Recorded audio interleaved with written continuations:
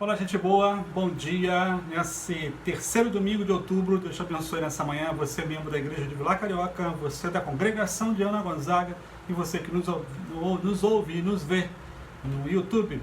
Deus te abençoe nessa manhã de domingo de outubro. Hoje nós vamos trabalhar ou estudar, refletir sobre trabalhando na obra do Senhor. Sua Bíblia, texto básico, 1 Coríntios, capítulo 15, verso 58. Depois o capítulo 16, do verso 1 ao verso 12. Para o vídeo, faz a leitura e volta para cá, tá bom? 1 Coríntios 15, 58 e 1 Coríntios 16, de 1 até o 12. Voltou? Show! Isaías, ele passa a apontar os princípios para fazer a obra do Senhor e revitalizar a vida. As orientações do profeta são perfeitamente aplicáveis à igreja e às nossas vidas nos atuais dias. Sem esses princípios decisivos, é certo que a estagnação e o equívoco seriam um triste prenúncio do enfraquecimento do trabalho na igreja, na vida pessoal, e que aponta para a perda da credibilidade e chegando fatalmente à morte da igreja, a morte espiritual, a sua morte espiritual e a minha, se eu deixar de trabalhar e fazer a obra do Senhor. Não é exagero nenhum afirmar que várias comunidades no dia de hoje chegaram ao estágio terminal, pois perderam completamente a relevância e que nenhuma contribuição estão dando no sentido de promover entre os homens a vida que há em Cristo Jesus. Instituições cheias de pessoas e bem-sucedidas financeiramente não significam necessariamente igrejas revitalizadas e pessoas revitalizadas. Da mesma forma, igrejas que se fecharam em torno de si a pretexto de se preservarem à custa de um conservadorismo estéril, igualmente prenunciam um estado terminal. E em muitos casos, talvez, não haja mais cura. Olha só, hein? Precisamos de um equilíbrio, pois somos uma igreja histórica e tradicional. Entretanto, somos frutos da Reforma Protestante, cujo tema era a Igreja Reformada sempre se reformando. Nós vamos comemorar agora no dia 30. Precisamos desse equilíbrio, pois o tempo passa e não podemos nos estagnar. Para que os princípios para fazer a obra de Deus e revitalizar a vida se tornem uma realidade, precisamos pôr em prática as orientações do profeta Isaías, enquanto há tempo, pois a estagnação é uma doença epidêmica e degenerativa no meio do arraial do povo de Deus. A primeira coisa que eu gostaria que você refletisse junto comigo é que a coerência tem que ter coerência entre as práticas devocionais e a conduta na sociedade. A religião de Israel estava enferma, pois não havia coerência entre as práticas vocacionais e a vida na sociedade. O desejo de Deus é que a devoção religiosa tivesse consequências na vida que levavam. A revitalização da igreja passa pela coerência entre o que se diz e o que se faz. Deus, ele advertiu a igreja de Sardes em Apocalipse, capítulo 3, verso de 1 até o verso 3. Pesado, mas é bíblico. Olha o que diz lá. Conheço as tuas obras, que tens nome de que vives e estás morto. Sê vigilante e consolida o resto que estava para morrer, porque não tenho achado igreja íntegras as tuas obras na presença de meu Deus. Lembra-te, pois, do que tens recebido e ouvido, guarda-o e arrepende-te. Não adianta nada demonstrar espiritualidade enquanto se cultua a Deus na igreja, extravasando emoções na adoração, na oração, noutras práticas devocionais, e depois lá fora agir da mesma forma que agem os que não são crentes em Jesus. Ou seja, fica incoerente com aquilo que se prega, se fala, se sabe e se lê da palavra de Deus.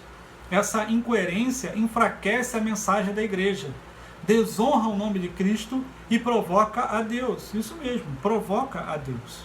Para que haja revitalização tanto na vida pessoal quanto na coletividade, é imperativo que se busque a coerência entre as práticas devocionais e a conduta na sociedade.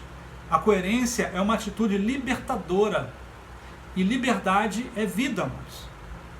Amor a Deus evidenciado através do amor ao próximo. Nós falamos isso em algumas lições atrás. Para que houvesse uma revitalização nacional em Israel, era necessário o espírito de misericórdia para com os excluídos, os exilados da sociedade, o oprimido, o faminto, os pobres, os desabrigados, o nu. Era necessário abolir toda a maldade expressa no dedo que ameaçava, na língua que injuriava e no egoísmo. Tais atitudes abriram caminho para que a revitalização tomasse conta de todos. A religião viva e verdadeira se resume no amor. Amor a Deus sobre todas as coisas e ao próximo como a ti mesmo.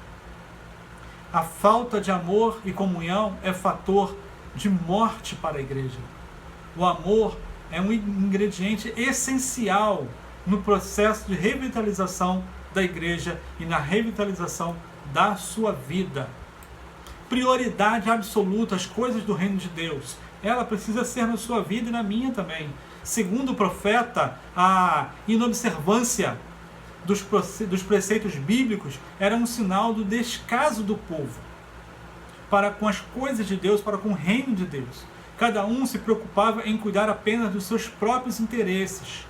Quando isso acontece, a obra de Deus fica totalmente comprometida, porque fica em segundo plano. Hoje, encontramos várias igrejas totalmente debilitadas pelo fato de não haver fidelidade na totalidade dos membros, quanto à contribuição financeira, por exemplo, e ao doar-se à obra, ao se colocar no trabalho da obra do reino do Pai.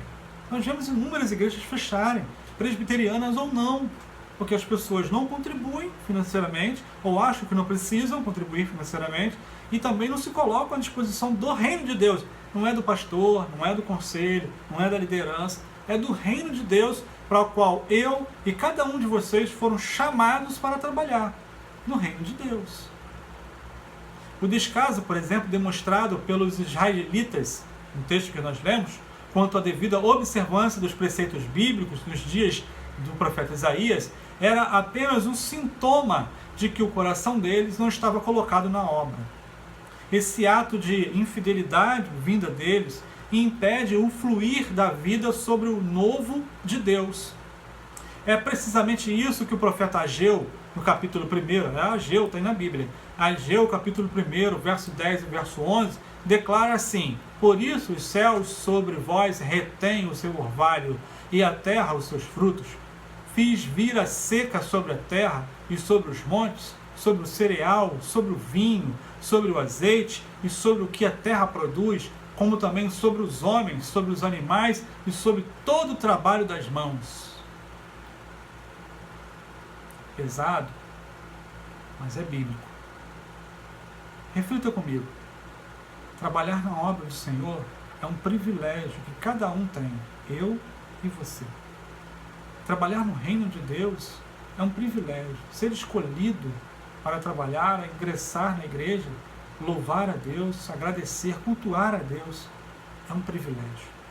Com isso, eu gostaria que você refletisse que o descaso para com as coisas de Deus é um mal que sempre ameaça a vida de cada um de nós. Está sempre batendo na porta. Não estou falando que você faz descaso ou que eu faça descaso. É que ele fica sempre batendo na porta para que eu deixe de fazer alguma coisa e para que você também deixe de fazer alguma coisa. Jesus ele adverte quanto a esse grave problema também nos nossos dias. Mateus capítulo 6, 19 até o 21, ele falava isso lá e fala isso hoje, que ela é viva e eficaz. Segundo o ensino de Jesus, devemos dar prioridade absoluta às coisas concernentes ao reino de Deus. Mateus 6,33, né? Você conhece de cor. Este é o caminho para uma vida abençoada e para a vivificação da igreja, ou revitalização da igreja e da sua vida, para a revitalização da vida espiritual de cada um de nós. Deus te abençoe nesse domingo. Deus te dê luz, paz, amor, tranquilidade, para que você viva uma vida plena com o Senhor Jesus. Gente boa, Deus te abençoe. Em nome de Jesus.